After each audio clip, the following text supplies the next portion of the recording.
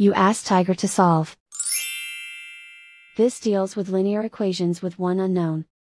The final result is x equals 361 over 173. Let's solve it step by step. Simplify the expression. Group like terms. Simplify the arithmetic. Group all constants on the right side of the equation. Add 1 to both sides.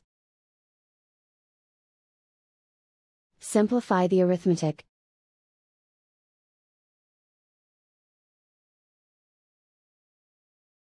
Isolate the x.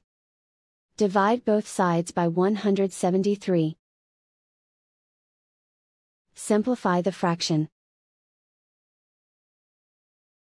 And so the final result is x equals 361 over 173.